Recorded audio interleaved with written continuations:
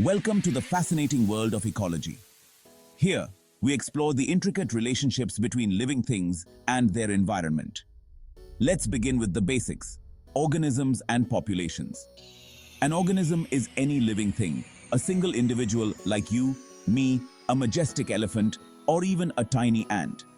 Each organism has a unique life cycle from birth to death. It interacts with its surroundings, seeking food, shelter, and a mate to continue its lineage. But organisms don't exist in isolation. They form groups called populations. A population is a group of individuals of the same species living together in a particular area. Think of a school of fish in the ocean, a pride of lions on the savannah, or a flock of birds in the sky. These groups interact with each other and their environment, creating a delicate balance. Understanding organisms and populations is crucial to understanding the larger picture of life on Earth. It helps us appreciate the interconnectedness of all living things and the importance of preserving biodiversity for generations to come. So, let's dive in and explore these concepts further. Imagine trying to count every single fish in the ocean or every blade of grass in a field. It seems impossible, right? This is where population density comes in. Population density refers to the number of individuals per unit area or volume. Several methods exist, each suitable for different organisms and environments. For plants, we use quadrats. For mobile animals, the mark recapture method is used. Understanding population density helps us monitor changes and develop conservation strategies. Have you ever noticed how some species are evenly spaced out while others clump together? This is due to population distribution patterns, which describe the spatial arrangement of individuals within their habitat. Three main patterns exist: uniform, random, and clumped. Uniform distribution occurs when individuals are evenly spaced, like trees in a plantation. This pattern often results from competition for resources where individuals need their own space to thrive. Random distribution, as the name suggests, shows no clear pattern. Individuals are scattered haphazardly, like dandelions in a field. This usually occurs when resources are plentiful and evenly distributed. Clumped distribution is the most common pattern, where individuals cluster together in groups. Think of a herd of elephants gathered around a watering hole or a colony of ants in their nest. This pattern often arises from social interactions, patchy resource availability, or for protection from predators. Understanding population distribution patterns provides valuable insights into the ecological factors shaping species interactions and their use of resources. It highlights the importance of habitat heterogeneity in supporting diverse life forms. Populations are dynamic entities, constantly changing in size over time. To understand these changes, ecologists use population growth models. Two fundamental models help explain population growth: exponential and logistic growth. Exponential growth occurs when a population increases at a constant rate per individual, resulting in a J-shaped curve on a graph. Imagine a single bacterium dividing into 2, then 4, then 8, and so on. This type of growth occurs when resources are unlimited and conditions are ideal. However, in the real world, resources are finite and populations cannot grow indefinitely. This is where the logistic growth model comes in. It takes into account carrying capacity, K, the maximum population size an environment can sustain. Logistic growth initially resembles exponential growth, but as resources become limited, the growth rate slows down, eventually reaching a plateau. This results in an S-shaped curve on a graph.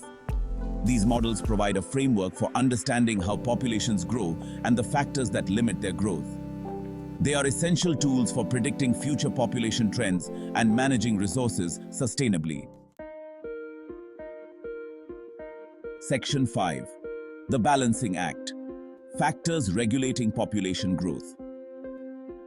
Population growth is not always smooth sailing.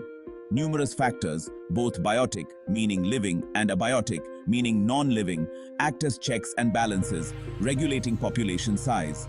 Biotic factors include interactions between organisms, such as competition, predation, and disease.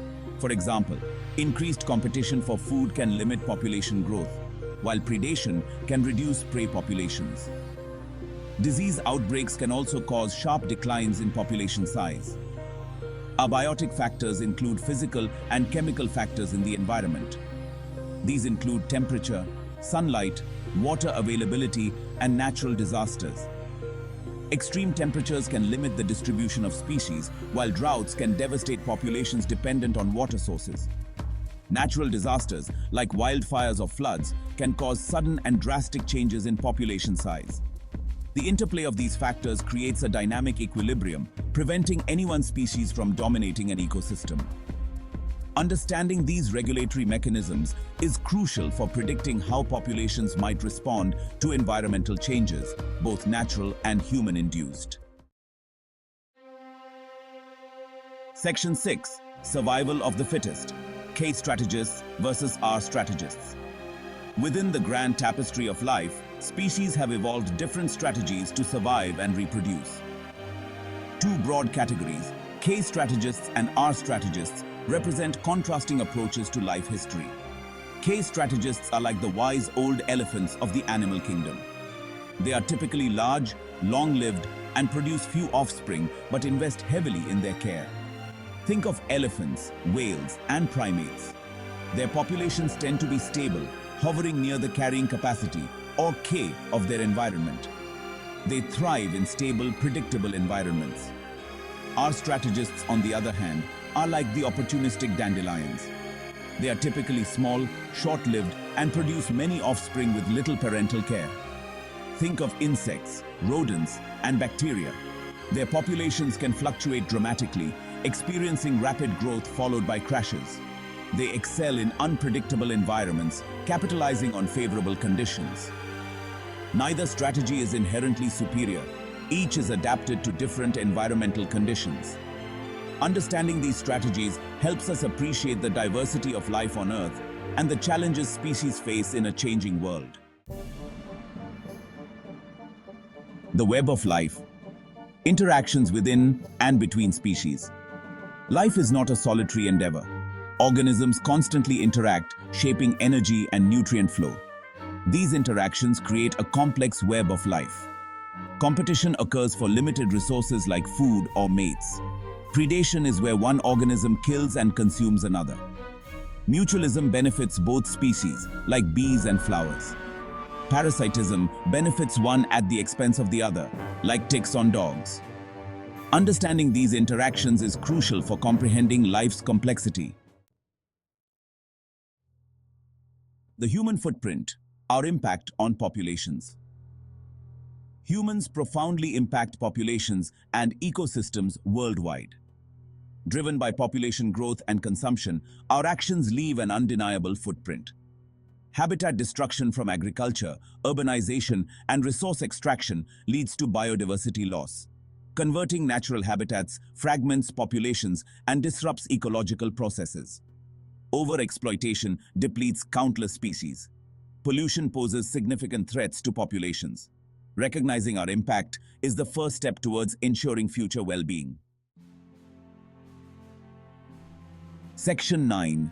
Protecting our planet. Conservation strategies for the future. The challenges facing populations and ecosystems are significant, but they are not insurmountable. By embracing conservation strategies and promoting sustainable management practices, we can safeguard biodiversity and ensure a healthy planet for generations to come. Protected areas, such as national parks, wildlife sanctuaries, and marine reserves, play a crucial role in conserving biodiversity. These areas provide safe havens for species, allowing them to thrive without threats from habitat loss or overexploitation. Sustainable resource management ensures that we use natural resources at rates that allow for their replenishment. This includes responsible fishing practices, sustainable forestry, and reducing our reliance on fossil fuels. Species-specific conservation efforts focus on protecting and recovering threatened or endangered species. This may involve captive breeding programs, habitat restoration, or combating illegal wildlife trade. Ultimately, conservation requires a collective effort. Governments, organizations, communities, and individuals must work together to address the challenges facing populations and ecosystems. By embracing sustainable practices, advocating for policy changes, and fostering a sense of stewardship for our planet, we can create a future where both humans and nature can thrive.